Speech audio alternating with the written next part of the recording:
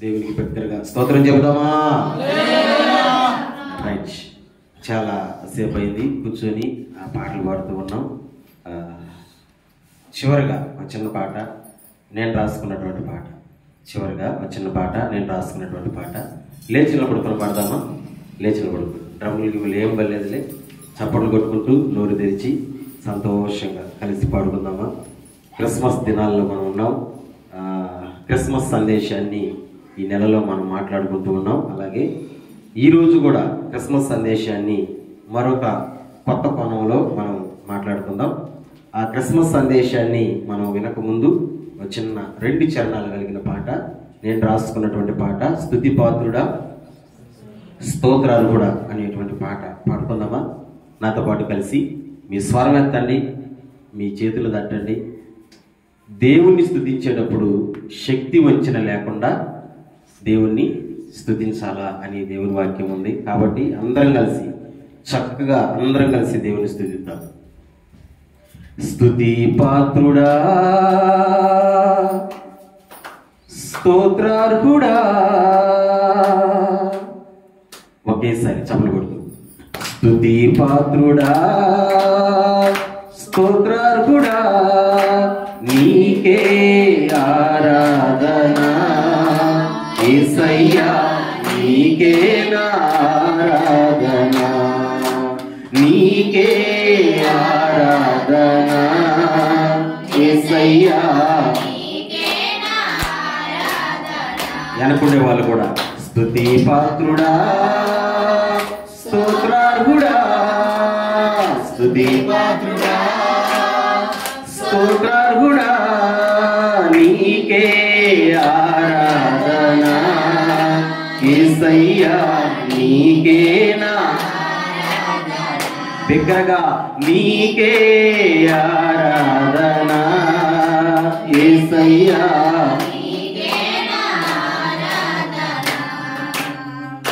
ఎర్ర సముద్రమును పాయలుగా చేసి ఇశ్రాయేలును నడిపించినావయ్యా. ఎర్ర సముద్రమును పాయలుగా చేసి ఇశ్రాయేలును నడిపించినావయ్యా. దాటిన ప్రజలు స్తుతించిరే, దాటిన ప్రజలు స్తుతించిరే, ఆరాధన నీకే యేసయ్యా, ఆరాధన నీకే. పదమా ఆరాధన నీకే యేసయ్యా, ఆరాధన నీకే. స్తుతి పాత్రుడా స్తోత్రార్హుడా, స్తుతి స్తోత్రార్హుడా, నీకే గ్లోరీ. అందరం కలిసి నీకే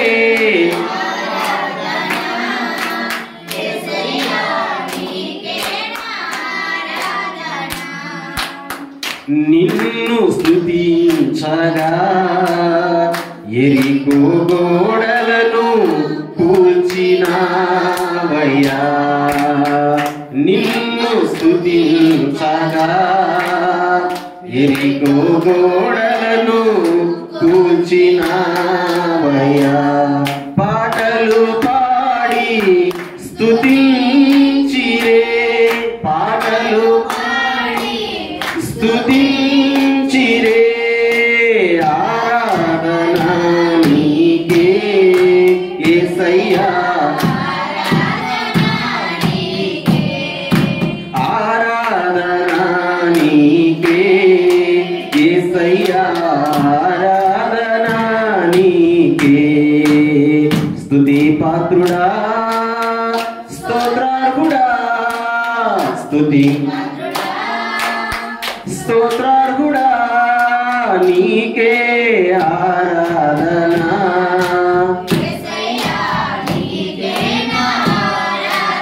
గట్టిగా నీకే యేసయ్యా నీకే నా ఆరాధన, యేసయ్యా నీకే నా ఆరాధన. హల్లెలూయా. దేవుని వాక్యం చూడండి, దేవుని వాక్యం చూద్దాం. బైబిల్లో నుంచి ఒక సందర్భాన్ని మీ ముందర పెట్టాలని నేను అనుకుంటున్నాను. లోకాసు వార్త చదవగలిగిన వాళ్ళు కొంచెం స్పష్టంగా బిగ్గరగా చదివి వినిపించండి. లోకాసు వార్త 2వ అధ్యాయం, లోకాసు వార్త 2వ అధ్యాయం 8 నుంచి 14 వచనాలని మనం చూద్దాం. 8 వచనం కాడి నుంచి 14 వచనాలు మనం చూద్దాం. చదవగలిగిన వాళ్ళు ఎవరైనా ఒకరు బిగ్గరగా స్పష్టంగా చదవాలని మనం చేస్తాం. ఆ దేశములో కొందరు గొర్రెల కాపరులు పొలములో ఉండి రాత్రి వేళ తమ మందను కాచుకొని చుండగా ప్రభువు దూత వారి యొద్దకు వచ్చి నిలిచెను. ప్రభువు మహిమ వారి చుట్టూ ప్రకాశించినందున వారి మిక్కిలి భయపడేది. అయితే ఆ దూత భయపడకుడి, ఇదిగో ప్రజలందరికీ కలగబోవు మహా సంతోషకరమైన సువర్తమానమును నేను మీకు తెలియజేయుచున్నాను. దావీదు పట్టణమునందు నేడు రక్షకుడు మీ కొరకు పుట్టి ఉన్నాడు. ఈయన ప్రభువైన క్రీస్తు. దానికి ఇదే మీ కానవాలు. ఒక శిశువు పొత్తి గుడ్డలతో చుట్టబడి ఒక తొట్టిలో పండుకొని ఉండుట మీరు చూచెదరని వారితో చెప్పాను. వెంటనే పరలోక సైన్య సమూహము ఆ దూతతో కూడా నుండి సర్వోన్నతమైన స్థలములలో దేవునికి మహిమయు ఆయనకి ఇష్టలైన మనుషులకు భూమి మీద సమాధానమును కలుగునుగా కానీ దేవునికి స్తోత్రము చేయుచుండెను. దేవుడు ఈ మాటలను మన వినికిడిలో దీవించునుగాక. చిన్న ప్రార్థన చేద్దాం. పరిశుద్ధుడైన తండ్రి, పరమపితా నీకు స్తోత్రం. క్రిస్మస్ దినాలలో మేము ఉన్నాము. క్రిస్మస్ సందేశాన్ని మరొక కొత్త కోణంలో మేము మాట్లాడుకోబోతున్నాం కనుక మీరే మాతో మాట్లాడండి. ఈ కార్యక్రమాన్ని, ఈ మాటలను వింటున్నా చూస్తున్న ప్రతి బిడ్డను దీవించమని, ఏ బిడ్డకు కావాల్సిన సహాయమును సమృద్ధిని అనుగ్రహించమని, ఎల్లవేళలా నీ నామం స్తుతించబడినది ప్రభా. గనుక మా ద్వారా నీ నామం ఎల్లవేళలా స్తుతించబడినట్లుగా మీరే నీ కృపను కనికరాన్ని చూపెట్టమని మా ప్రభు అయిన యేసుక్రీస్తు నామములో ఈ మనవుల్ని సన్నిధిలో పెట్టి అడిగి పొందుకొని ఉన్నాము తండ్రి. ఆమేన్. కూర్చున్నాము, కూర్చున్నాం.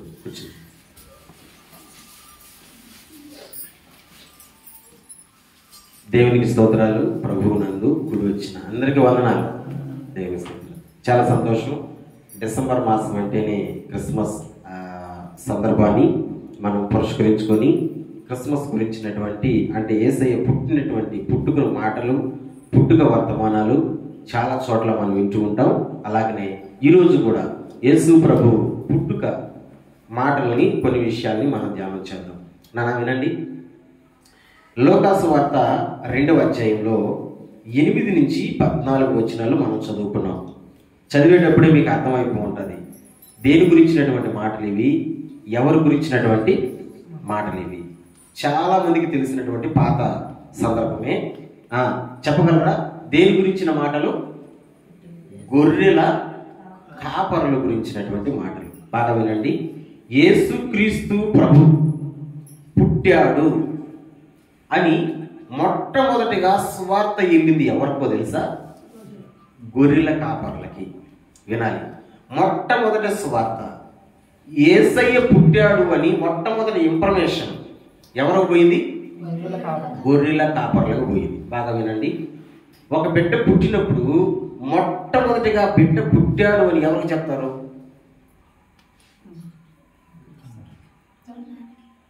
ఎలాంటి వాళ్ళకి చెప్తారు? ఆ బిడ్డకి చాలా ప్రాముఖ్యమైన వాళ్ళకే చెప్తారు. ఉదాహరణకి నాన్నకి అదే చెప్తారు. ఎందుకు అంటే ఆ బిడ్డకి అతి సమీపమైన వాడు, ఆ బిడ్డకి ప్రాముఖ్యమైన వాడు కనుక ఆ వ్యక్తికే చెప్తారు. అలాగనే యేసయ్య ఈ లోకానికి పుట్టాడు అని ప్రాముఖ్యంగా మొట్టమొదటిగా ఎవరికి దేవుడు సువార్తను పంపించాడంటే ఎవరికో తెలుసా? గొర్రెల కాపర్లకి. వినాలి, ఎవరి ద్వారా పోయింది ఈ సువార్త? మామూలుగా పోవాలి ఈ సువార్త. దేవదూతను మరి పంపించి సువార్తను చెప్పాడు. అంటే వర్తమానాన్ని చెప్పాడు. దూత వచ్చింది, మీ కొరకు ఒక శిశువు పుట్టాడు, ఆనవాళ్ళతో సహా చెప్పింది, పలానా దగ్గర ఉన్నాడని అడ్రస్తో సహా చెప్పింది క్లారిటీగా. నన్ను ఒక విషయాన్ని గుర్తుపెట్టుకోండి, దేవుడు ఒక పని చెప్పాడంటే దాంతో గజిబిజి ఉండదు. దేవుడు ఒక పని చెప్పాడు అంటే, ఒక మాట చెప్పాడంటే ఆ మాటలో చాలా క్లారిటీ ఉంటుంది, గజిబిజి ఉండదు. క్లారిటీగా చెప్పాడు, ఆనవాళ్ళతో సహా చెప్పాడు. అదేవిధంగా గొర్రెల కాపర్లు వెళ్ళి బిడ్డను చూచి సంతోషించి దేవుని కనపరిచారు. దేవునికి స్తోత్రం చెప్పండి, గట్టిగా చెప్పండి. అయితే మనము ఆలోచించే విషయం ఏంటంటే, గొర్రెల కాపరులకే దేవుడు ఎందుకని మొట్టమొదటిగా సువార్తని చెప్పాడు? యేసయ్య పుట్టాడని ఎందుకు ఇన్ఫర్మేషన్ మొట్టమొదటిసారిగా గొర్రెల కాపరులకే వెళ్ళింది? ఏముందయ్యా ఈ గొర్రెల కాపర్లో? ఏమి చూశాడు దేవుడు ఈ గొర్రెల కాపర్లో? ఏమి చూసి మొట్టమొదటిగా ప్రభువు పుట్టాడన్నటువంటి పుట్టుకుల గురించినటువంటి మాటలు గొర్రెల కాపర్లు చెప్పాడు. చాలా జాగ్రత్తగా వినాలి, చాలా ప్రాముఖ్యమైనటువంటి విషయం గుర్తుపెట్టుకోండి. గొర్రెల కాపరంలో దేవుడు ఏమి చూసి ఎందుకు ఇంతలా మొట్టమొదటి స్థానాన్ని ఇచ్చాడంటే, నెంబర్ 1, బాగా వినండి. మనం అందరం చూస్తూ ఉంటాం గొర్రెల కాపర్లు. చూడమా నన్ను వినండి, గొర్రె మాట వింటాదా, మాట వినదా? వింటదా? ఎలా వింటది? అది తలకాయ దించుకునిందంటే ఎట్టంటే అర్థం ఉంటుంది. మీరు బాగా గమనించండి, గొర్రెలు మేపేటువంటి కాపర్లలో మనం బాగా ఆలోచన చేస్తే విసుగుపడేటువంటి ఆ తత్వం ఉంటుందా, ఉండదా? ఉండదు. ఎస్, ఉండదు. గొర్రెల కాపర్లో విసుగుండదు. విసుకున్నవాడు గొర్రెల కాపరగా పనికి రాడు. చాలా మందికి విసుకుంటుంది కదా, విసుక్కోవడం, రిస్క్ పడడం. చాలా మందిని మీరు గమనించండి, ఒకే పనిని 2 సార్లు చెప్పు, 3 సార్లు చెప్పు, ఏమైపోద్ది ఆ మనిషిగా? చెప్పిందే చెప్తున్నాడు, మాట్లాడిందే మాట్లాడుతున్నాడు. రిస్క్ వస్తుందా కదా? ఖచ్చితంగా రిస్క్ వస్తుంది. మీకు ఒక విషయం చెప్పనా, మనిషికి రిస్క్ వస్తుంది కాబట్టి మనుషులు చేయాల్సినటువంటి పనులన్నీ మిషన్లు చేస్తున్నాయి. మళ్ళీ చెప్తున్నా, మనుషులు చేయాల్సిన పనులన్నీ ప్రతిదానికి మిషన్ వచ్చి కూర్చునింది ఈరోజు, లేదా లేదా ప్రతిదానికి మిషన్ వచ్చి కూర్చునింది. ఈ పనులన్నీ ఇంతకుముందు ఎలా జరుగుతున్నాయి? మనుషులే చేస్తున్నాడు. ఎందుకు మిషన్లు కనుక్కున్నారంటే, మనిషికి పని చెప్తే ఏమొస్తుందంట? విసుగు వస్తుంది, రిస్క్ చెందుతున్నారు.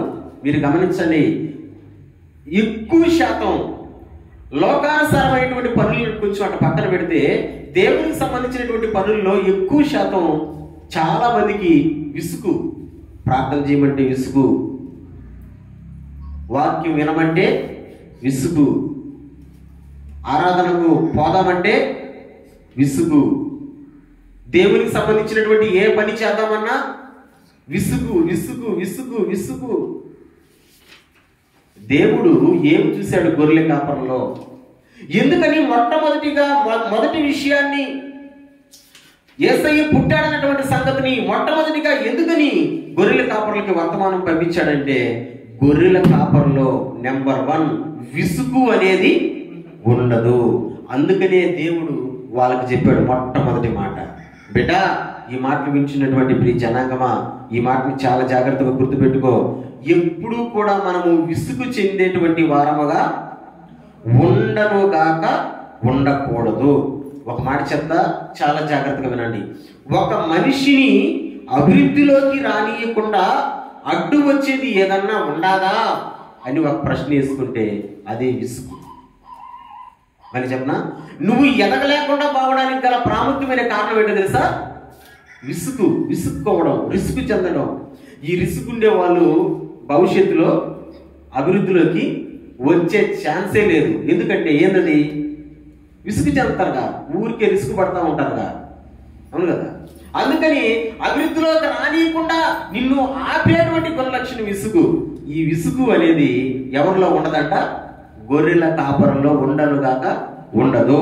ప్రియ దేవుని జనాంగమా, ఈ క్రిస్మస్ దినాలలో ఈ గొర్రెల కాపరంలో నుంచి మనం నెంబర్ 1 మొట్టమొదటి విషయాన్ని మనం ఏం ఆలోచిస్తున్నామంటే, ప్రతి క్రైస్తవుడు, ప్రతి దేవుని బిడ్డ, ఎవరైనా కావచ్చు, నువ్వు సంఘ పెద్దవు కావచ్చు, నువ్వు సువార్థికుడు కావచ్చు, నువ్వు విశ్వాసివి కావచ్చు, సేవకుడు కావచ్చు, సేవకురాలు కావచ్చు, నువ్వు ఎవరైనా కావచ్చు, నీలో విసుగు చెందేటువంటి ఆ గుణం అనేది ఉండనుగాక ఉండకూడదు. ముఖ్యంగా ప్రార్థన చేసే విషయంలో బాగా గుర్తుపెట్టుకొని, ముఖ్యంగా ప్రార్థన చేసే విషయంలో అస్సలు విసుగు ఉండనుగాక ఉండకూడదు. దేవుని జనాంగమా, ప్రార్థన చేసే విషయంలో విసుగు రాకూడదు. ఆపకుండా ప్రార్థన చేస్తూనే ఉండాల. క్రైస్తవునికి అది ఒక వెన్నెముక. హల్లెలూయా చెప్పు, చేతులెత్తి బిగ్గరగా హల్లెలూయా. మన దేశానికి వెన్నెముక ఎవరు? మన దేశానికి రైతు అని చెప్తారు కదా. రైతు మన దేశానికి నిజమే. ఎందుకంటే రైతు పండించిందే ఏ పంట రాదు, పంట రాకపోతే మనం ఆహారం దొరకదు. అందుకని నిజంగా దేశానికి వెన్నెముక ఎవరు? రైతే. ఇంకొకరు కూడా ఉన్నాడు అండోయ్, వీళ్ళని ఏమంటారంటే మిలిటరీ కాపలా కాసేవాళ్ళు. వాళ్ళు కానీ మన దేశ బార్డర్లో కానీ కాపలా కాయకపోతే ఎవరు ఎట్టొచ్చి ఏ బాంబు వేస్తారో, ఎవరు ఎట్టొచ్చి ఎలా చంపేస్తారో మనకు తెలియదు. అందుకని వీళ్ళిద్దరిని మనం ఏమనుకోవాలంటే దేశానికి వెన్నెముక లాంటి వాళ్ళే. వాళ్ళని గురించి మనం అటు పక్కన పెడితే, క్రైస్తవునికి వెన్నెముక కేవలం ప్రార్థనే. వెన్నెముకతో ఎందుకు పోలుస్తున్నానో తెలుసా నేను? మనం మనుషులం కదా, మనం వంగాలన్నా, నిలబడాలన్నా, పని చేయాలన్నా, చివరికి మీరు ఇప్పుడు కూర్చోమన్నారు కదా, కూర్చోవాలన్నా వీటన్నిటికీ మెయిన్ కారణం ఏంటో తెలుసా? వెన్నెముకి. ఇది ఇక్కడ ఉంటుంది, మీరు గమనించండి. నడుము ఇక్కడ నుంచి పైదాకా మెడదాకా ఉంటుంది, అది ఎముకే. కాకపోతే మనం ఏ విధంగా వంగితే అట వంగుతుంటుంది.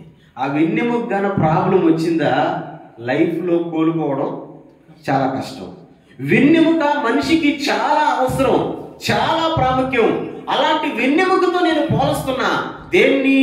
క్రైస్తవునికి వెన్నెముక చెప్పండి, ప్రార్థన.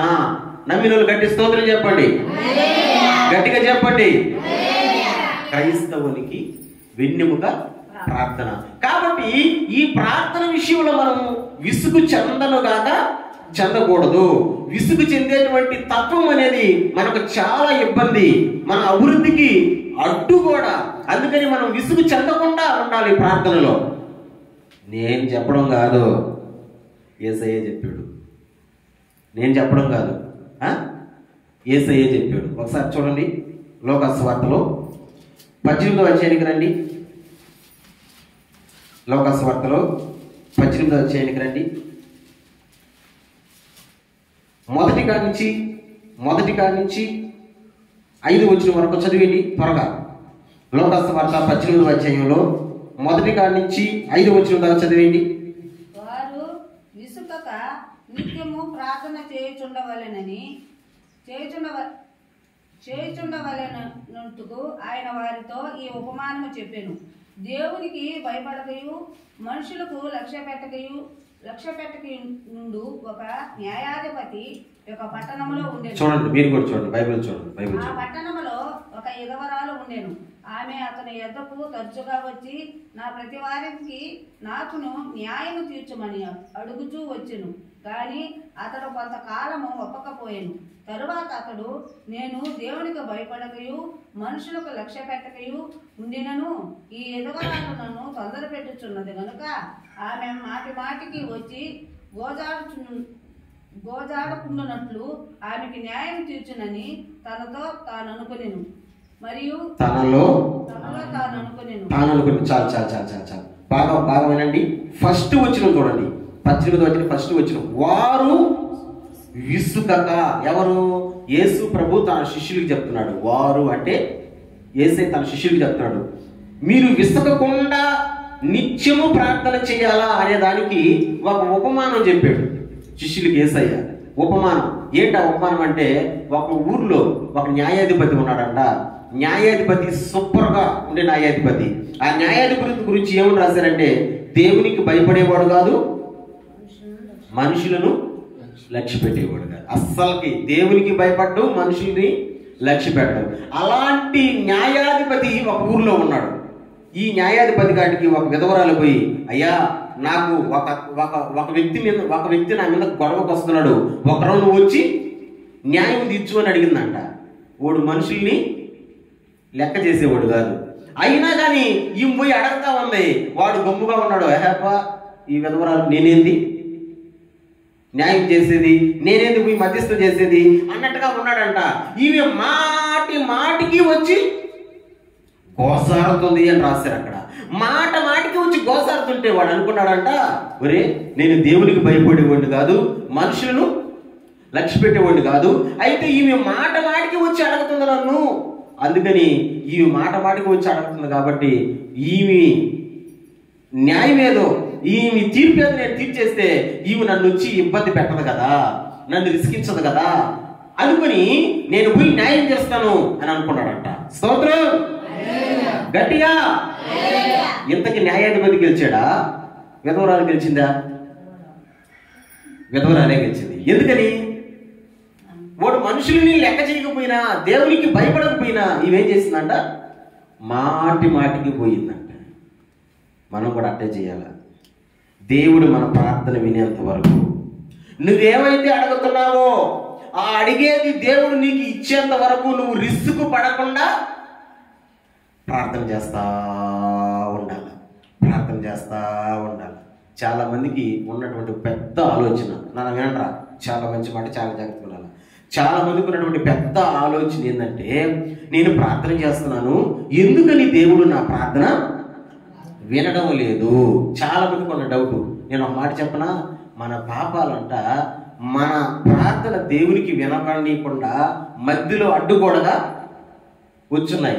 ఇప్పుడు మన ప్రార్థన దేవుడు వినాలి అని అంటే అక్కడ అడ్డుగోడ ఉండకూడదు. ఇప్పుడు గోడ ఉండకూడదంటే ఏం చేయాలా? గోడను పగలగొట్టాలా. గోడను పగలగొట్టందే ఆ ప్రార్థన దేవుడి దగ్గరకు కాదు. ఇప్పుడు గోడను పగలగొట్టాలంటే ఏం చేయాలా?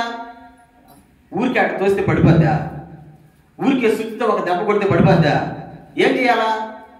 అది పడిపోయేదాకా కొడతానే ఉండాలా. ఆ పాపమనే అడ్డు కూడా పడిపోయేదాకా మనం కొడతానే ఉండాలా. ఆ గోడ పడిపోయినంత వరకు నువ్వు రిస్క్ చెందకుండా ప్రార్థన చేస్తానే ఉండాలా. మనోళ్ళు అట్ట కాదు, 2 దెబ్బలు ఇడువా గొప్పైపోయి.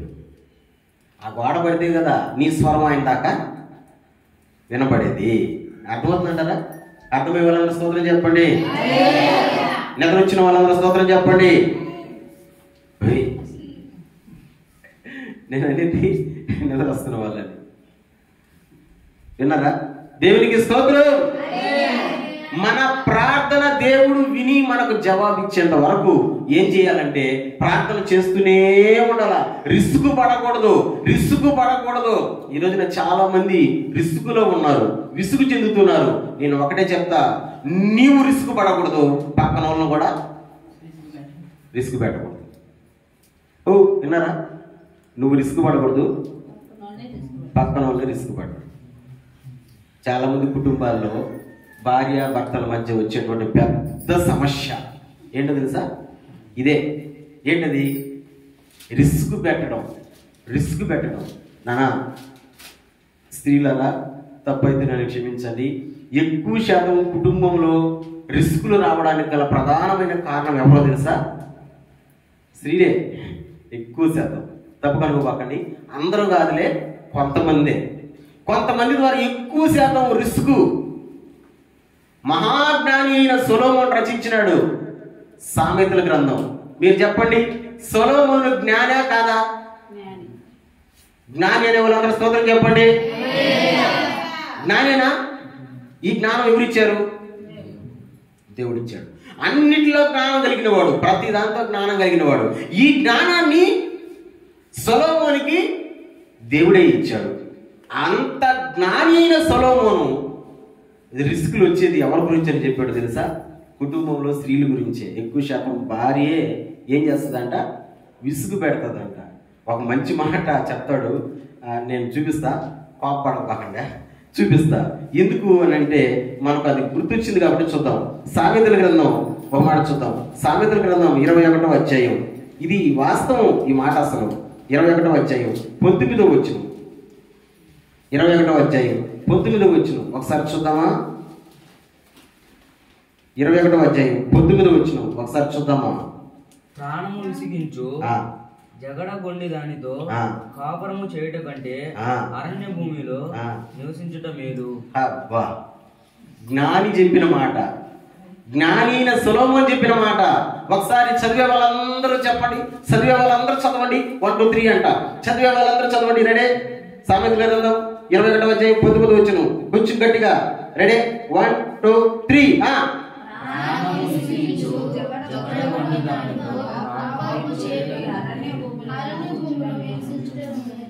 చూసారా ఎంత బాధతో చెప్పాడు? ప్రాణము విసిగించు జగడగొండి దానితో. చాలా మంది కుటుంబాలలో ఉన్నటువంటి సోదరిమణులు, భార్యలు భర్తలను ఏం చేస్తుంటారంట? విసిగిస్తుంటారంట. విసుగు, ప్రాణం విసిగిస్తుంటారంట.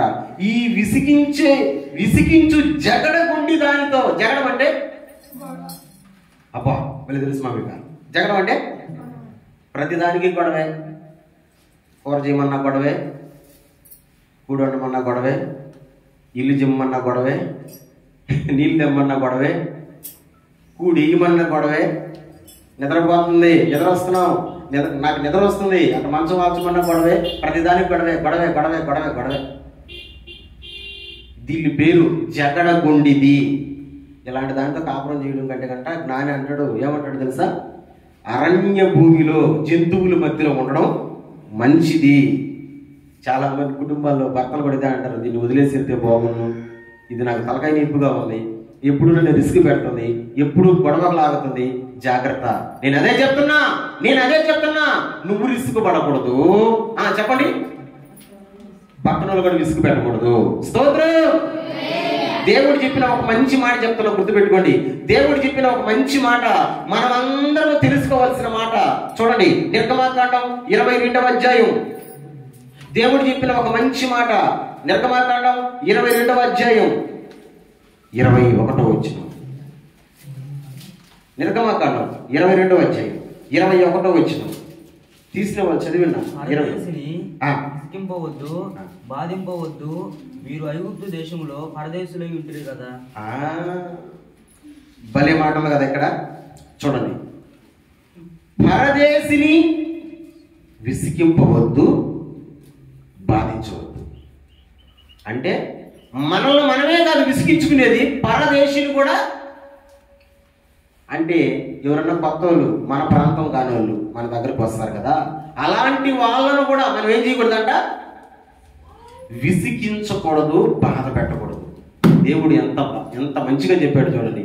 అందుకే నేను చెప్తాను, ప్రియ దేవుని జనాంగమా, గొర్రెల కాపరులకి దేవుడు మొట్టమొదటిగా ఎందుకు సువర్తమానాన్ని పంపించాడంటే, గొర్రెల కాపరులో దేవుడు నచ్చిన, దేవుడు మెచ్చిన ఒక విషయం ఉంది. ఏంటి ఆ విషయం అంటే, గొర్రెల కాపరులు విసుగు చెందరు. మనం కూడా అట్టే ఉండాలా, మనం కూడా అలాగే ఉండాలా. ఎలా ఉండాలా? విసుగు చెందని వారంగా ఉండాలా. క్రిస్మస్ వస్తుందిగా, సువార్తలు వస్తున్నాయిగా, జనవరి వస్తుందిగా, పనులు చెప్తాం, సేవకులుగా ఉండేటువంటి వాళ్ళం. చెప్పమా, ఆయన ఊరికే పిలుస్తుంటాడు అని రిస్క్ పడకూడదు. రండి మందిరి కాడ పని ఉన్నది, రండి సువార్త పాదం ఆడనుంది, ఏడుంది. రిస్క్ పడకూడదు. విసుగు చెందని తత్వం మనలో ఉన్నప్పుడే దేవాతి దేవుడు మనల్ని కూడా గొర్రెల కాపులను ఇష్టపడినట్టు మనల్ని కూడా ఇష్టపడతాడు. నమ్మిన స్తోత్రం గట్టిగా చెప్పండి. గొర్రెల కాపరులకు దేవుడు మొట్టమొదటికి ఎందుకు ఇన్ఫర్మేషన్ పంపించాడు? ఫస్ట్ సారి ఏం చూశాడు వాళ్ళలో? నచ్చిన విషయం విసుగు గోంగైపోతున్నారా? వాళ్ళు విసుగు పడరు కాబట్టి దేవుడు మొట్టమొదటి ఇన్ఫర్మేషన్ ఇచ్చాడు. రైట్. రెండవది, గొర్రెల కాపర్లో దేవుడు చూసినటువంటి రెండవ ప్రాముఖ్యమైన విషయం, మళ్ళీ వచ్చి లోకాసు వార్తకి అక్కడ ఈ విషయాన్ని చూద్దాం. ఇందాక మనం చదివేంగా ఎన్నో అధ్యాయం అది? 2వ అధ్యాయం 8 వచ్చిన చదువు నాన్న. 2వ అధ్యాయం 8 వచ్చిన చదువు. ఆ దేశంలో కొందరు గొర్రెల కాపరులు పొలములో ఉండి రాత్రి వేళ తమ మందను కాచుకొనుచుండగా. ఎప్పుడు కాసుకుంటున్నారంట? చదవండి. ఎప్పుడు కాసుకుంటున్నారంట మందని? ఆ దేశములో కొందరు గొర్రెల కాపరులు పొలములో ఉండి, ఆడ వరకు ఓకే, గొర్రెల కాపరు పొలాల్లో ఉంటారు, ఆడ వరకు ఓకే. ఇప్పుడు చూడండి, పొలములో ఉండి, ఇప్పుడు వస్తా చూడండి ఆ పదం, రాత్రి వేళ తమ మందను కాచుకొనుచుండగా. మీరు చెప్పాలా, గొర్రెల కాపరులు గొర్రెలను వాస్తవానికి ఎప్పుడు కాస్తారు? పొగులు. మరి రాత్రిలో అన్నిటిని దొడ్లో దొలేసి ఏం చేస్తారు? రాత్రులు ఏం చేస్తారు? నిద్రపోతారు. దాన్ని కూడా ఆలోచిస్తున్నారా? రాత్రులు ఏం చేస్తారు? నిద్రపోతారు. కానీ వీళ్ళు ఏం చేస్తున్నారు? రాత్రి వేళ కూడా తమ మందని కాస్తున్నారంట. మంద విషయంలో రాత్రి వేళ కూడా కాస్తున్నారంట. నేను అంటాను, మంద విషయంలో ఎంత జాగ్రత్త కలిగిన వాళ్ళు కదా, అవునా కదా? జాగ్రత్త ఉన్నట్ట లేనట్ట? గొర్రెల కాపర్లో ఎంత జాగ్రత్త మంద కోసం. రాత్రి వేళ కూడా మనం అయితే 7 అయిందంటే చాలు, ఏం చేస్తాం? ఉన్నారా? 7 అయిందంటే ఏం చేస్తాం? అంతే. 7 గంటలు, 7:30, 8 అయిందంటే అంతే. టౌన్ ఏరియాలో అయితే 11, 12, 12:30 దాకా మేలుగా ఉంటారు. ఎందుకంటే ఉద్యోగాలు పోయి వచ్చేవాళ్ళు ఉంటారు, చేసుకుని వచ్చేవాళ్ళు ఉంటారు, అలసిపోయి అప్పుడే తిని కాసేపు పడుకుంటారు అర్ధరాత్రి వరకు. కానీ పల్లెటూరులు అట్ట కాదు, అవును కదా? పల్లెటూరులు ఎక్కడమ్మా, ఒక్కోసారి ఇటు ఏట్లో కూడా వచ్చేటప్పుడు మీకు వస్తుంది కదా ఫీలింగ్ అని నాకు వస్తుంది. బ్రిడ్జి ఎక్కక ముందే, ఆ ఎత్తుడు ఎక్కక ముందే ఇట్ట తలకాయి బండి ఎక్కక ముందే ఇటు చూస్తుంటాం. ఎందుకంటే ఊరు ఎలా ఉంది అంటే, ఎలుతురుగా ఉందా, చీకటిగా ఉందా? ఎందుకు మీరు చూస్తారు ఎప్పుడైనా? నేను ఖచ్చితంగా చూస్తా. ఎందుకు చూస్తానంటే, ఎలుతురుగా ఉందంటే మనుషులు లేస్తున్నట్టు. మనం మనుషులు లేస్తుంటే ఏం చేస్తాం? లైట్లు వేసి పెట్టుకొని ఉంటాం. అంటే ఇళ్ళ దగ్గర లైట్లు వెళ్తుంటే మనుషులు లేస్తున్నారు, లైట్లు వెళ్ళకపోతే నిద్రపోతున్నారు. 7, 7:30 కాదు, 8 గంటలు అయ్యేసరికి లైట్లు అన్నీ ఆగిపోతాయి. అది ఈది లైట్లు వెలిగితే ఒకవేళ ఎలాగొచ్చేమో కానీ అని నేను అనుకుంటాను. ఒరే అప్పుడే అందరూ నిద్రపోయారు. మనం నిద్ర నిద్ర నిద్ర నిద్ర మనిషికి ఉన్నటువంటి పెద్ద బద్ధకొస్తు ఏంటో తెలుసా? నిద్ర నిద్ర నిద్ర. ఇంటికాడ నిద్రపోతాం, పొగులు కాసేపు పడుకొని తినేసి నిద్రపోతాం. అది చాలదన్నట్టుగా చర్చిలో కూర్చొని కూడా నిద్రపోతాం. ఎప్పుడు నిద్రే. నేను ఒక చెప్తా గుర్తుపెట్టుకోండి, రాత్రిలో నిద్రే మనకు ఆరోగ్యం. పగలు ఎవరు నిద్రపోయినా నీకు అనారోగ్యమే. నిజంగానే పగలు ఎప్పుడు కూడా నిద్రపోనుగాక నిద్రపోకూడదు. నిజంగానే ఎప్పుడు పడుకోకూడదు. పగలు పడుకున్నామంటే మన జీర్ణ వ్యవస్థ దెబ్బతింటది అంతే. జీర్ణ వ్యవస్థ నీకు అరుగుదల పోతుంది. ఎందుకు చెప్తున్నానంటే, ఎప్పుడు కూడా ఎక్కువ శాతం మనిషి సమయాన్ని వెచ్చించేది దేని కొరకంటే నిద్రకే. నిద్రపోవాలి. రోజుకి 7 గంటల నుంచి 8 గంటలు నిద్రపోవాలి. అంతేగాని మనోళ్ళు పొగులు కూడా ఎప్పుడైనా చూడండి, కొన్ని ఇళ్లలో మంచాలు వేసి పెట్టే ఉంటారు కదా. వేసి పెట్టే ఉంటే అర్థమైంది, ఎప్పుడైనా రావచ్చు, పడుకోవచ్చు. వేసి పెట్టే ఉంటే ఎప్పుడైనా రావచ్చు, పడుకోవచ్చు. ఇంతకుముందు సాపలు వేసుకునేవాళ్ళు. సాప స్పెషల్ ఏంటో తెలుసా? నిద్రపోయేటప్పుడు వేసుకుంటాం, చెప్తే కదా నిద్రపోతాం, ఎత్తేస్తాం. ఇంకా పడుకోవాలన్న జాస మనకు ఉండదు. కానీ ఇప్పుడు మంచాలు ఏం చేశారంటే, ఎత్తలు కూడా వేసి పెట్టే ఉంటారు. అందుకని ఎప్పుడైనా చూడు, మంచం మీద పడుకోగానే నిద్ర నిద్ర నిద్ర. జాగ్రత్త. గొర్రెల కాపర్లో దేవుడు చూశాడు ఎంత జాగ్రత్తగా మందను కాస్తున్నారో. ప్రియ దేవుని జనాంగమా, జాగ్రత్త కలిగినటువంటి వ్యక్తులుగా గొర్రెల కాపరుల్ని చూస్తున్నాం. గొర్రెల కాపరులు విసుగు చెందేటువంటి వాళ్ళు కాదు. రెండవదిగా గొర్రెల కాపరులు జాగ్రత్త పరులు. చెప్పు ఎలాంటి వాళ్ళు? గట్టిగా చెప్పు, ఎలాంటి వాళ్ళు? సౌండ్ పెట్టు, ఎలాంటి వాళ్ళు? అంటే జాగ్రత్త అంటే కొన్నిసార్లు మనం చెప్తుంటాంగా, మన బిడ్డ బయటికి వెళ్తున్నాడు అనుకో, ఏం చెప్తాం? నాన్న జాగ్రత్త రా, అమ్మా జాగ్రత్త అమ్మా అనగా చెప్తాంగా. కొన్నిసార్లు మన బంధువులు కనబడేటప్పుడు జాగ్రత్తగా పోయేసి రండి అంట కదా. జాగ్రత్త జాగ్రత్త జాగ్రత్త. ఎస్, దేవుని బిడ్డలు జాగ్రత్తగా ఉండాలి. ఎలా ఉండాలి? గట్టిగా చెప్పు, ఎలా ఉండాలి? గట్టిగా చెప్పు, ఎలా ఉండాలి? జాగ్రత్తగా ఉండాలి. దేంతో జాగ్రత్తగా ఉండాలి? టకటక చదవండి 2-3 మాటలు. దేంతో జాగ్రత్తగా ఉండాలి ఒకసారి చూడండి. ద్వితీయోపదేశకాండం 4:9. దేంతో జాగ్రత్తగా ఉండాలి ఒకసారి చూడండి. ద్వితీయోపదేశకాండం 4:9. అయితే జాగ్రత్త పడము, నీవు కన్నులారా చూచిన వాటిని మరొక ఉండునట్లును, అవి నీ జీవిత కాలం అంతయు నీ హృదయంలో నుండి తొలగిపోకుండానట్లును నీ మనస్సును జాగ్రత్తగా కాపాడుకొనుము. ఏ విషయంలో జాగ్రత్తగా ఉండాలంట? ఉన్న వాళ్ళందరూ స్తోత్రం. ఏ విషయంలో జాగ్రత్తగా ఉండాలంట? నీ మనస్సును జాగ్రత్త. దేని జాగ్రత్త? మనిషా మనసా? మనసు బహు భయంకరమైనది. అది ఎవరికి కనబడదని, ఎవరికి తెలియదని, ఎక్కడికంటే అక్కడికి అమితమైన స్పీడ్తో పరిగెత్తేది. మనసు విషయంలో జాగ్రత్త. తెలుగులో ఒక సామెత ఉంది, మనసు పోయిన దగ్గరకంతా మనిషి పోకూడదంట. మళ్ళీ చెప్పనా? మనసు పోయిన దగ్గరకంతా మనిషి పోకూడదు. ఒకవేళ పోయావా నువ్వు ఖైమ అయిపోతావు అంతే. మనసు పరిగిస్తూ ఉంటది. మనసు అది కావాలంటది, మనసు ఇది కావాలంటది, ఏదేదో కోరుకుంటది. కోరుకోదా? మీ మనసులో కోరుకోవా? కోరుకోదా? ఎందుకు కోరుకోదు? ఎవరి మనసు ఏదేదో కోరుకుంటది, పెద్దవి కోరుకుంటది. ఆ కోరుకున్నటువంటివి అన్నిటినీ కావాలని మనం దాని కొరకు పోకూడదు. మనసు పోయిన దగ్గరకంతా మనిషి కనుక పోతే ఖచ్చితంగా మనం కష్టాన్ని నష్టాన్ని కోరుకోరు తెచ్చుకుంటాం. అందుకనే మనసు విషయంలో జాగ్రత్త. అది ఏదేదో కావాలంటుందని అక్కడికి నువ్వు పరిగిస్తావేమో, అది ఏదేదో కోరుకుంటుందని అవన్నీ నువ్వు తీర్చుకోవాలనుకుంటావేమో. జాగ్రత్త మనసు విషయంలో. రెండోది, దేని విషయంలో జాగ్రత్తగా ఉండాలా చూడండి. అదే ద్వితీయోపదేశకాండం 6:12 చూద్దాం.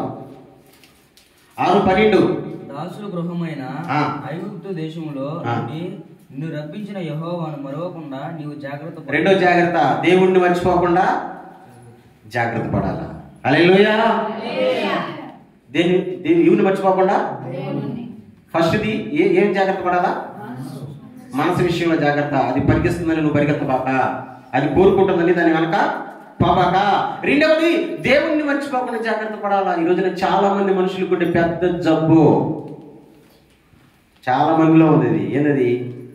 దేవుడు మర్చిపోవడం. బాగలేనప్పుడే దేవుడు గుర్తొస్తాడు, సమస్య వచ్చినప్పుడే దేవుడు గుర్తొస్తాడు, బాగున్నప్పుడు దేవుడు గుర్తురాడు. బాగలేనప్పుడు అందరికంటే ముందు వచ్చి కూర్చుంటారు, బాగున్నప్పుడు అడ్రస్ కూడా చెప్పరు.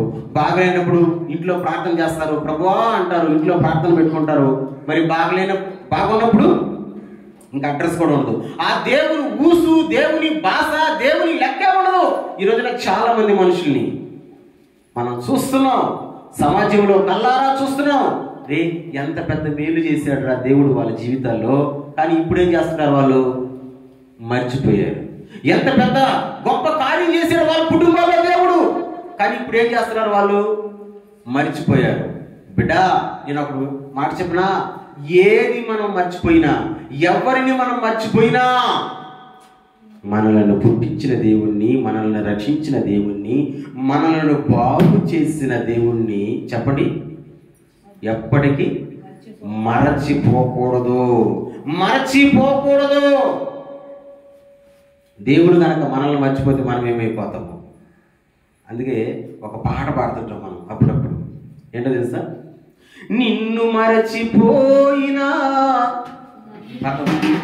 పడతామా చప్పలు కొట్టి అందరం కలిసి పడదామా?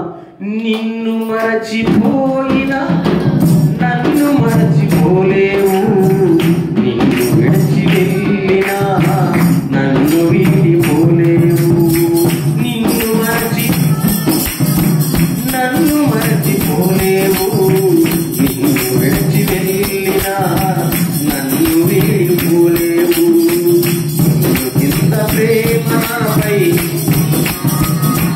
గట్టిగా, ఎంత ప్రేమ నాపై యేసయ్యా, ఎంత ప్రేమ నాపై, ఎంత ప్రేమ నాపై యేసయ్యా. నా ప్రాణమైన నీవు,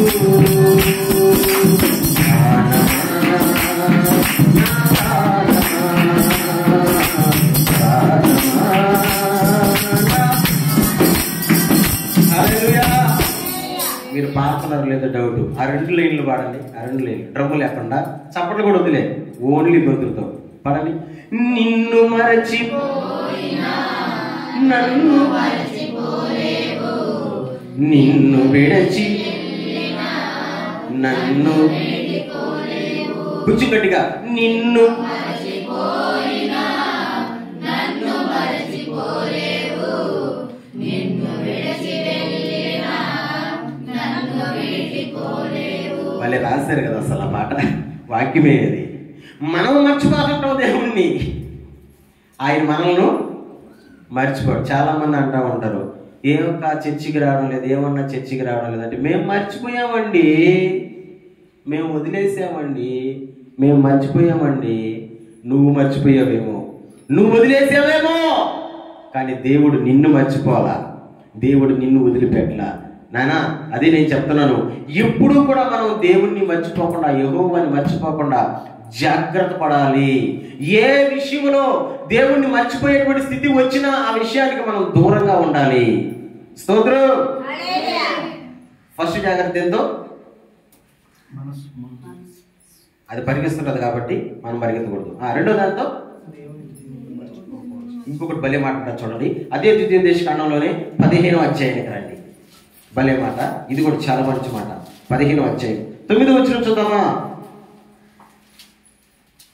9వ వచనం. విడుదల సంవత్సరమైన 7వ సంవత్సరము సమీపమైనదని చెడ్డ తలంపు నీ మనసులో పుట్టకుండానట్లు జాగ్రత్త పడుము. అది 3వ జాగ్రత్త. ఏం జాగ్రత్త? చదివారుగా, చెడ్డ తలంపు నీ మనసులో పుట్టకుండానట్లు జాగ్రత్త పడము. చెడ్డ తలంపు అంటే కొన్నిసార్లు మనకు ఆలోచనలు వస్తుంటాయి, తలంపులు. ఎలాంటి ఆలోచనలు?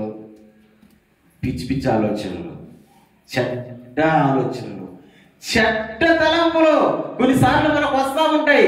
మనుషులం కదా, నాకు వస్తాయి, మీకు వస్తాయి, ప్రతి ఒక్కరికి వస్తాయి. చెడ్డ తలంపు ప్రతి ఒక్కరికి వస్తుంది. కానీ అది పుట్టిన దాన్ని మనమే పెంచకూడదు. పుట్టిన దాన్ని మనం నీళ్లు పోసి మరి, ఎరువేసి మరి పెంచకూడదు. చెట్టు పెరగాలంటే, విత్తనం పెరగాలంటే ఏం చేయాలా? నీళ్లు పోయాలా, ఎరువేయాలి కదా. అలాగా నీ మనస్సులో చెట్టు తలంపు పుట్టినప్పుడు దాన్ని పెంచకూడదు. ఏం చేయాలా? దాన్ని తుంచాలా, దాన్ని ఇంచేయాలా. రే, ఎందుకు ఇలాంటి తలంపు నాకు వస్తుంది, చ రాకూడదు. ఎందుకు ఇలాంటి ఆలోచన నాకు వస్తుంది, చ రాకూడదు. 3 రోజుల క్రితం ఒక వార్త చూశాను నేను. 3 రోజుల క్రితం ఒక సహోదరుడు ఒక అమ్మాయిని పాడు చేశారు. వాళ్ళు కేసు పెట్టేశారు, వెళ్ళిపోయాడు జైలుకి. కొన్ని రోజుల తర్వాత బయటకు వచ్చాడు. బయటకు వచ్చి ఈమెను చంపేశాడు. ఎందుకు చంపేవరా అంటే వాడు చెప్పిన మాట ఏంటో తెలుసా? నా మీద కోర్టులో ఎక్కడ సాక్ష్యం చెప్తే ఇంకా నాకు శిక్ష ఎక్కువైపోద్దని భయంతో ఏం చేశాను? చంపేశాను. చూడండి, పుట్టింది తలంపు. ఏం చేయాలి వీడు? మరి ఫస్ట్లోనే నేను తప్పు చేశాను, మళ్ళీ ఆ తప్పుని చేయకూడదు అని అనుకోవాలా. కానీ ఏం చేశాడు? తలంపు పుట్టిన వెంటనే ఏం చేశాడు? చంపేశాడు. తన జీవితం ఇంకా అసలు బయటికి కనిపిస్తారా? ఆయన సాక్ష్యం చెప్పినా కొద్ది రోజులు జైల్లో ఉండి బయటకు వద్దువేమో. ఇప్పుడేమైపోయింది నీ పరిస్థితి? అసలుకే అంకితం అయిపోయింది జైలుకి, అంతే కదా. చెడ్డ తలంపు పుట్టకుండా జాగ్రత్త పడాలి, పుట్టినా దాన్ని చించేసుకోవాలి. చాలా మంది యవనస్తులు ఉన్నారు. యవనస్తులకు నేను చెప్పేది, వస్తాయి పిచ్చి పిచ్చి తలంపులు, వస్తాయి పిచ్చి పిచ్చి ఆలోచనలు, వస్తాయి పిచ్చి పిచ్చి కోరికలు. వచ్చినప్పుడు ఏం చేయాలా? వచ్చినాయి కదని మనం వెర్రవేయకూడదు, వచ్చినాయి కదా మనం పరిగెత్తకూడదు. ఏం చేయాలి? దాన్ని తుంచేసుకోవాలా. జాగ్రత్త పడు, చెడ్డ తలంపులు పుట్టకుండా. స్తోత్రం. గొర్రెల కాపరిలో ఉన్నటువంటి రెండవ ప్రాముఖ్యమైన విషయం ఏంటో తెలుసా? జాగ్రత్త పరులు. రాత్రి వేళ కూడా మందను కాచేటువంటి జాగ్రత్త పరులు. ఏం చెప్పినప్పటికీ లాస్ట్ అండ్ ఫైనల్ గొర్రెల కాపరిలో మూడవ ప్రాముఖ్యమైన విషయం మనం ఏమి నేర్చుకోవచ్చు? మళ్ళీ వెళ్దాం రండి. లోకాసు వార్త 2వ అధ్యాయం. లోకాసు వార్త 2వ అధ్యాయం 3 విషయానికి వస్తున్నాం. 15 వచనం చూడండి. లోకాసు వార్త 2వ అధ్యాయం 15 వచనం చూడండి. ఆ దూతలు తమ యుద్ధ నుండి పరలోకమునకు వెళ్ళిన తరువాత ఆ గొర్రెల కాపరులు జరిగిన కార్యమును ప్రభువు మనకు తెలియజేయించి ఉన్నాడు. మనము బెత్లెహేము వరకు వెళ్ళి చూతము రండిని ఒకరితో చెప్పుకొని చాలే 15 అయిపోయింది కదా వరకు. వినాలా?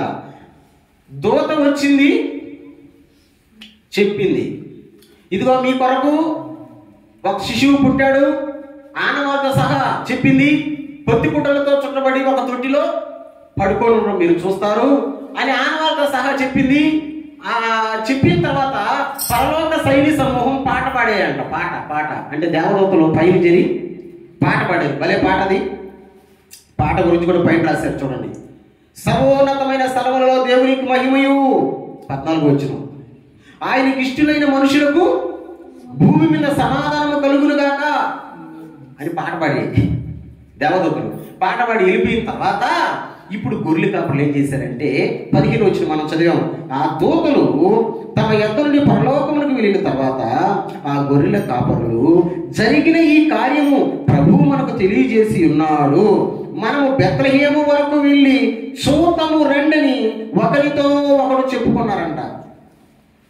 ఒకరితో ఒకడు చెప్పండి, మాట్లాడండి. ఒకరితో ఒకడు చెప్పుకున్నారు అనండి. ఒకరితో ఒకడు గట్టిగా అనండి. ఒకరితో ఒకడు ఏమని చెప్పుకున్నారు? బెత్లెహేము వరకు వెళ్ళి మనం చూద్దాం రండి. మనకు దేవుడు ఈ వర్తమానాన్ని తెలియజేశాడు కాబట్టి మనం యేసయ్య దగ్గరకు పోదాం రండి. యేసయ్య దగ్గరకు పోదాం రండి. వాళ్ళు మాట్లాడుకున్నారంట ఒకరితో ఒకరు, పోదాం రండి. ఎంత మంచి అలవాటు కదా, అసలు ఎంత మంచి గుణ లక్షణం కదా. ఒకరితో ఒకరు చెప్పుకున్నారంట. మనం ఒకరితో ఒకరు మాట్లాడుకుంటాం. ఏ విషయంలో మాట్లాడుకుంటాం? కొత్తగా సినిమా రిలీజ్ అయిందిరా, పాటలు భలే ఉన్నాయి, స్టోరీ భలే ఉంది, ఫైట్లు భలే ఉన్నాయి, హీరోయిన్ ఇంకా బాగుంది. మనం మాట్లాడుకునేది ఉన్నారు లేదా? అవును కదా, మనం మాట్లాడుకునేది. లేకపోతే అబ్బాయిలుగా ఉంటే దారిని ఎవరన్నా అమ్మాయిలు పోతా ఉంటే ఊరి గురించి మాట్లాడుకుంటారు, అమ్మాయిలుగా ఉంటే దారిని అబ్బాయిలు పోతుంటే ఊరి గురించి మాట్లాడుకుంటారు. లేకపోతే బుర్రక్కలు పెళ్ళైన వాళ్ళు ఒక 3-4 చేరారంటే మా ఇంట్లో ఎట్లా జరుగుతుంది, మా ఆయన ఎట్లా ఉన్నాడు, మీ ఇంట్లో ఎట్లా జరుగుతుంది, మీ ఆయన ఎట్లున్నాడు, ఈ సంగతిలో మాట్లాడుకుంటారు. ఇలాగా పిచ్చి పిచ్చి మాట్లాడుకుంటాం మనం. మనుషులు ఇలాగ పిచ్చి పిచ్చి దాని గురించి డిస్కషన్ చేసుకుంటాం మనం. కానీ ఒక్కసారి కూడా మనం పోదారండి యేసయ్య దగ్గరకు మాట్లాడుకో. నేను అంటాను, యేసయ్య దగ్గరకు వచ్చేటప్పుడు అంటే ఆదివారం కావచ్చు, శనివారం కావచ్చు, మీటింగ్స్ కావచ్చు, ఎప్పుడైనా సరే యేసయ్య దగ్గరకు వచ్చినప్పుడు ఎవరికి చెప్పినావా పోదాం రండి మేము పోతున్నాము, మీరు పోదాం రండి ఏమి ఎప్పుడైనా చెప్పుకుంటామా? చెప్పను కాక చెప్పము. యేసయ్య దగ్గర పోదాం రమ్మని ఒకరితో ఒకరు చెప్పుకున్నారంట. స్తోత్రం. ఎక్కడికి పోయేదానికి? యేసయ్య దగ్గరకు మాట్లాడాలా. ఎక్కడ పోయేదానికి? మాట్లాడుకోవాలి. యేసయ్య దగ్గరకు పోదామని ఒకరితో ఒకరు మాట్లాడుకోవాలా. తెలుగులో ఒక సామెత ఉంది, ఈ ఇంటి మీద కాకి ఆ ఇంటి మీద వాళ్ళదంట, ఆ ఇంటి మీద కాకి ఈ ఇంటి మీద వాలకూడదంట. మరియు వాళ్తే చంపేయడమే, తరవడం కూడా కాదు, చంపేయడమే. ఎందుకంటే నేనంటే నువ్వు పట్టుకోదు, నేనంటే నువ్వు పట్టుకోదు. సంఘాలలో చాలా పెద్ద సమస్య ఇది. ఏంటో తెలుసా? ఆమె వస్తుంది కాబట్టి చర్చికి నేను రాను, ఆయన వస్తున్నాడు కాబట్టి చర్చికి నేను రాను, వాళ్ళు రాకపోతే నేను వస్తాను, ఆమె రాకపోతే నేను వస్తాను. సంఘాలలో పెద్ద తలకాయ నిప్పి వాళ్ళ ఇంట్లో ప్రార్థన పెడితే నేను రాను, ఎందుకంటే వాళ్ళతో నేను నాకు ఆ మధ్యన ఒక చిన్న డిస్కషన్ అయ్యిందిలే, అందుకని నేను వాళ్ళ ఇంటికి నేను రాను, వాళ్ళు మా ఇంటికి రాలేదు కాబట్టి నేను రాను. ఎట్లుండదంటే అట్లుండదు. అదే చెప్తున్నాను. ఆ ఇంటి మీద కాకి ఇంటి మీద వాడడంలా, ఈ ఇంటి మీద కాకి ఆ ఇంటి మీద వాడడంలా. కానీ గొర్రెల కాపర్లు ఒకరితో ఒకరు మాట్లాడుకుంటారంట, రే పోదాం రండిరా, పోదాం రండి, పోదాం రండి. ఎక్కడికి? యేసయ్య దగ్గరికి. స్తోత్రం, గట్టిగా స్తోత్రం. పంతాలు పట్టింపులు మనకి ఎందుకండి? ఈరోజు ఉంటామో, రేపు ఉంటామో, ఒక నెల ఉంటామో, సంవత్సరం ఉంటామో, ఆ తర్వాత గ్యారెంటీగా ఉన్నాం. ఇప్పుడు మాట్లాడుతున్నా నేను కాసేపు ఉంటానో లేదో నాకే తెలియదు, కూర్చో ఉన్న మీరు కాసేపు ఉంటారో లేదో మీకే తెలియదు. అసలు మనిషి ప్రాణం ఎలాంటిదో తెలుసా? బైబిల్ అంటది నీటి బుడగంట. చెప్పండి, మాట్లాడితే కదా, చెప్పండి. చూసారు ఎప్పుడైనా నీటి బుడగ? చాలా నాన్న నీటి బుడగ స్పెషల్ ఏంటి? నీళ్ళ మీదే బొట్లేస్తుంది, పోతా ఉంటుంది. మీరు అనుకోండి అల్లాడి దాకా పోతుందని, అప్పుడే పగిలిపోతుంది. పగిలిపోతున్నా అనుకోండి, కొంచెం దూరం పడుతుంది. నువ్వు అట్ట అనుకుంటే ఇట జరుగుతుంది, ఇట అనుకుంటే అట్ట జరుగుతుంది. మనిషి జీవితం కూడా అంతే. మనం ఎప్పుడు ఉంటామో ఎవరికి తెలియదు. మంచి అని పేరు తెచ్చుకున్నాం అనుకో తొందరగా వెళ్తాం అంతే. కొన్నిసార్లు అంటూ ఉంటారు కదా, మంచోళ్ళు ఎక్కువ రోజులు ఉండరయ్యా. ఎవరు ఎక్కువ రోజులు బతికేది? చీ చా అని తిట్లు తిట్టుకుంటూ ఉంటుంది. మొన్న ఒకరు నాకు ఒక మాట చెప్పారు, నిజమో కాదో తెలియదు. మనమంట మన శత్రువును కూడా తిట్టకూడదంట. ఎందుకంటే మనం తిడతా ఉండే కొద్దీ వాడికి ఆయుష్ పెడతా ఉంటుందంట. ఇంకా అది నిజమో అబద్ధమో నాకు తెలీదు, కానీ చెప్పారు. ఎందుకు మనకు నీటి బుడగ లాంటి జీవితం? ఇంకొక పోలిక కూడా ఉంది, ఆవిరి. ఏంటది? మనం ఏదైనా ఉడకబెట్టేటప్పుడు ప్లేట్కి తగులుకుంటుంది కదా ఆవిరి. ఆవిరి కూడా అయితే అక్కడ కనబడుతుంది, మాయమైపోద్ది. హల్లెలూయా. ఎలాంటిదో చూడండి, ఎలాంటిదో చూడండి.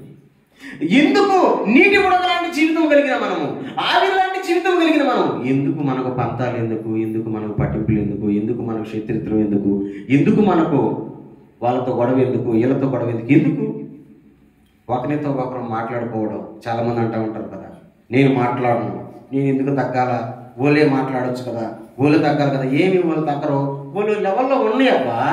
మనమే తగ్గి ఒక అడుగు తగ్గినందువల్ల తప్పేముంది? దేవుడు అన్నాడు కదా, శత్రువుల మధ్యలో, శత్రువుల ఇంటిలో నీకు భోజనాన్ని సిద్ధపరిచాను. ఎట్ట సిద్ధపరిచాడు?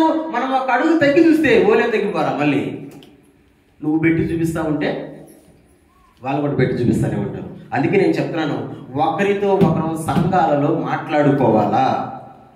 బస్ మనందరి మధ్యలో, ఇప్పుడు ఉదాహరణకి గగనపాలెం సంఘస్థులు, కొండూరు సంఘస్థులు, కాకవారిపాలెం సంఘస్థులు, శ్రీనివాసత్వం సంఘస్థులు, ఈదరారపాలెం ఉన్నారు, చెడుమాలు ఉన్నారు, కోట ఉన్నారు, మొలకలూరు ఉన్నారు, అన్ని గ్రామాల్లో ఉన్నారు కదా. ఒకరితో ఒకడు ఏం చేయాలా? మాట్లాడుకోవాలా. కానీ చాలా మందిని మీరు గమనించి, ఎందుకు మాట్లాడాలా? ఎందుకు?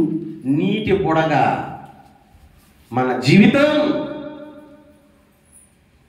ఒకరితో ఒకరు మాట్లాడుకున్నారంట. ఏమని? యేసయ్య దగ్గర పదవరండి. దేవుని పనిలో, దేవుని సేవలో, దేవుని సువార్తలో మనమందరినీ ఒకరితో ఒకరు చెప్పుకోవాలా, ఎవరితో ఒకరు మాట్లాడుకోవాలా. పదవరండి, పదవరండి, పదవరండి. అంతేగాని ఆ ఇంటికి నేను రాను, వాళ్ళతో నేను మాట్లాడను, వీళ్ళతో నేను మాట్లాడను, వాళ్ళు నా ఇంటికి రాకూడదు, వాళ్ళు నాతో మాట్లాడకూడదు. ఇది చాలా పొరపాటు. అందుకనే గొర్రెల కాపర్లు దేవాతి దేవుడు చూసినటువంటి మూడవ ప్రాముఖ్యమైన గుణం, ఎప్పుడైతే దేవదూతలు వచ్చి చెప్పేసి వెళ్ళారో ఏం చేశారంటే వాళ్ళు పదవరండి. దేవుడు మనకు చెప్పాడు పదవరండి. సంగమా, నేను కూడా చెప్తాను, మనం కూడా మాట్లాడుకుందాం. సువార్తలు అందరూ కలిసి పోదాం రండి, అందరం కలిసి ఆరాధన చేద్దాం రండి, అందరం క్రిస్మస్ చేద్దాం రండి, అందరం జనవరి చేద్దాం రండి, అందరం కలిసి దేవుని మందిరంలో పని చేద్దాం రండి, అందరం కలిసి దేవుని ఆరాధిద్దాం రండి. అందరం ఒక్కనితో ఒక్కడు. చెప్పు ఎవరితో? గట్టిగా చెప్పాలి. ఎవరితో? గట్టిగా చెప్పండి. ఒకరితో. ఏ వ్యక్తితో అయినా సరే, ఎవరితో అయినా సరే మనకు శత్రుత్వం అనేది ఉండకూడదు. మాట్లాడను అనేటువంటి ఆ తత్వం ఉండకూడదు. నమ్మిన స్తోత్రం గట్టిగా. ఒకరితో ఒకడు మాట్లాడుకున్నారంట. ఎక్కడ పోదామని ఒకసారి చూడండి. కీర్తన గ్రంథం 132వ కీర్తన చూడండి. 132వ కీర్తన 7వ వచనం చూడండి. 132వ కీర్తన 7వ వచనం చూడండి. ఆయన నివాస స్థలమునకు పోదము రండి. ఆయన పాదపీఠము ఎదుట సాగిలపడదము రండి. అబ్బా కీర్తనకారుడు ఏమంటాడు? రండి, పోదాం రండి. గొల్లలు కూడా అదే మాట అన్నారుగా. ఏమని మాట్లాడుకునింది? ఏమని? పోదాం రండి. ఎక్కడ పోదాం? ఇక్కడ కీర్తనకారుడు చాలా ప్రాముఖ్యం అన్నాడు. చూడండి, ఆయన నివాస స్థలమునకు పోదాం రండి, ఆయన పాదపీఠం ఎదుట సాగిల పడదాం రండి. పోదాం రండి. అదే చెప్తున్నా నేను. శనివారం సువార్త ఉంది, ఆదివారం సువార్త ఉంది. మాట్లాడుకోండి, చెప్పండి, పోదాం రండి. నేను రానుగానే మీరు పోండి అని అనవాక, మేము పోతాం కానీ మీరు రాబాకండి, మీరు రండి అని అనబాక. ఒకరితో ఒకడు ఆయన నివాస స్థలమునకు పోదాం రండి. మనం వెళ్ళి సాగిల పడదాం రండి. దేవునికి స్తోత్రం. రండి. అందుకనే దేవుడు గొర్రెల కాపర్లకి మొట్టమొదటి ఇన్ఫర్మేషన్ ఇచ్చాడు. ఇది క్రిస్మస్ సందేశం. క్రిస్మస్ యేసుక్రీస్తు ప్రభు పుట్టాడని మొట్టమొదటిసారిగా దేవుడు స్వర్తమానం పంపించాడు గొర్రెల కాపర్లకి. ఎందుకయ్యా అని అంటే 3 లక్షణాలు చెప్పా మీ మధ్య. 3 లక్షణాలు చెప్పండి. ఎందుకని స్వార్థ పంపించాడు? నెంబర్ 1, విసుగు చెందని వ్యక్తులు గొర్రెల కాపర్లు. నెంబర్ 2, జాగ్రత్త పరులు గొర్రెల కాపర్లు. నెంబర్ 3, మాట్లాడుకునే వాళ్ళు పోదాం రండి అని, కొట్టుకునే వాళ్ళు కాదు. నా ఇంటికి నువ్వు రాబాక, నీ ఇంటికి నేను రాబాక, వాళ్ళ ఇంటికి అడుగు కూడా పెట్టాలనుకునే వాళ్ళు కాదు. అసలు అలాంటి వాళ్ళ జీవితాల్లో దేవాది దేవుడు అసలు మంచి శుభకార్యం కూడా చేయడు. పోదాం రండి, సాగిలు పడదాం రండి, దేవుణ్ణి స్తుతిద్దాం రండి. ఎస్, ఈ మంచి 3 గుణ లక్షణాలు చూసినటువంటి దేవాది దేవుడు మొట్టమొదటి విషయం ఎవరు చెప్పాడంట? గొర్రెల కాపర్లకి. మనలో కూడా ఈ మంచి 3 లక్షణాలు ఉంటే నిజ క్రిస్మస్ ఆనందం, నిజ యేసయ్య పుట్టుక మన కుటుంబాల్లో కూడా ఉంటది. ఎలాంటి గుణ లక్షణాలు? గొర్రెల కాపర్లాగా చెప్పండి. విసుగు పడబాకండి. నువ్వు విసుగు పడబాక, పక్కన వాళ్ళు కూడా విసుగు పెట్టబాక. నెంబర్ 2, జాగ్రత్తగా ఉండు. దేంత జాగ్రత్తగా? మనసు పరిగిస్తుందని పరిగెత్తబాక, జాగ్రత్త. దేవుడు మర్చిపోకుండా జాగ్రత్త. చెడ్డ ఆలోచనలు పుడుతున్నాయేమో, జాగ్రత్త. 3వది,